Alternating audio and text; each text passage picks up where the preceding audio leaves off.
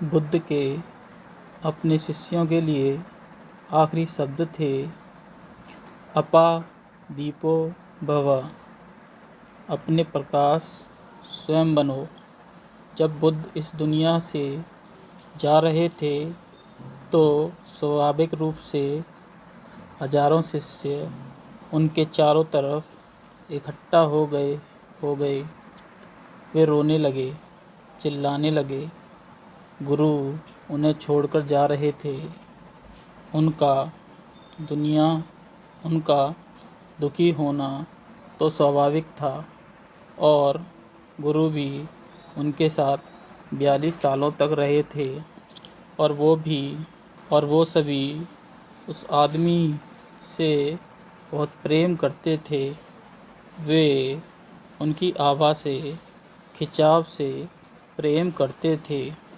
वह उन सब से सुंदर व्यक्तियों में से एक थे जो कभी इस पृथ्वी पर चले होंगे। वे न केवल आध्यात्मिक रूप से सुंदर थे बल्कि शारीरिक रूप से भी सुंदर थे। वह सबसे सुंदर पुरुषों में से एक थे।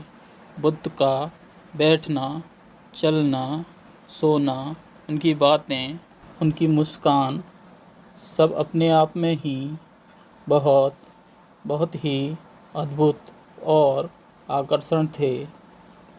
बुद्ध को देखना ऐसा था मानो किसी ताजे खिलते कमल के फूल को देखना, पूर्ण रूप से निशांत और स्थिरता की मूर्ति।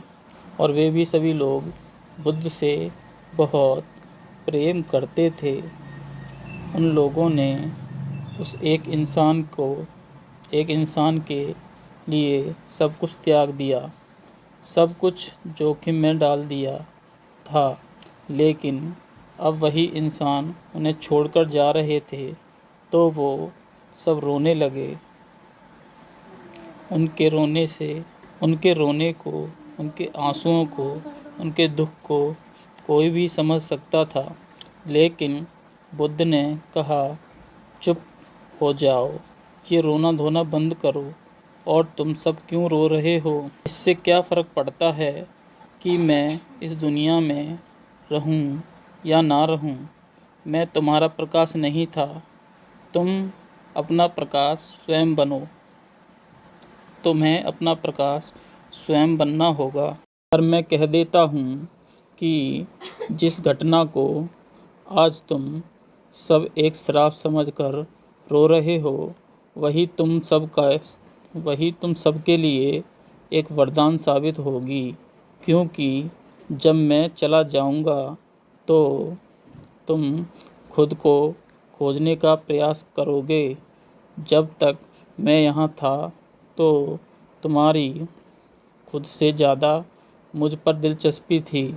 हालांकि मैं लगातार तुमसे कहता रहता कि खुद के भीतर जाओ, खुद को जानो, लेकिन तुम मुझ पर ही ध्यान केंद्रित कर रहे थे। अब जब मैं यहाँ ना रहूँगा तो तुम खुद के भीतर जाने के लिए बधिर हो जाओगे। और ठीक ऐसा ही हुआ। बुद्ध के महापरिनिर्वाण के बाद बहुत से लोग बुद्धत्व को प्राप्त हो गए। जब उनसे पूछा गया कि बुद्ध की मृत्यु के बाद इतने सारे लोग पर बुद्ध क्यों हो गए, तो उन्होंने कहा, अब हम समझ पा रहे हैं कि बुद्ध ने ऐसा क्यों कहा था कि जिससे मृत्यु को तुम अभिशाप समझ रहे हो, वह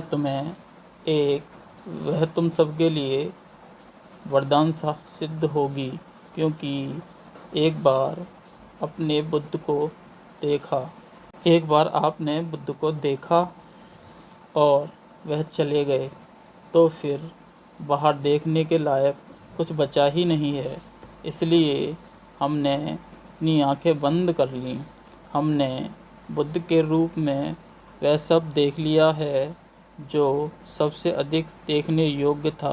हमने इस संसार के सबसे सुंदर व्यक्ति को देखा है, और अब क्या देखा जा सकता है। बुद्ध के जाने के बाद ना तो कुछ सुनने के लायक बचा है और ना कुछ देखने के लायक। तो हमने अपनी आँखें बंद कर लीं और भीतर की ओर मुड़ गए। पर क्योंकि अब बुद्ध बाहर नहीं थे, तो पहली बार हमने उनकी आवाज़ अपने भीतर सुनी। जब जब तक बुद्ध हमारी आँखों के सामने थे, तब तक हमने अपने भीतर की यात्रा को कल पर टालते रहते थे, क्योंकि हम उनके व्यक्तित्व, उनके करिश्मों में ही मुक्त रहते। लेकिन जब वो चले गए तो हम मजबूरी में अपने भीतर उतरना पड़ गया। शायद बुद्ध का इस दुनिया से जाना ही आखिरी और सबसे बड़ा उपदेश था।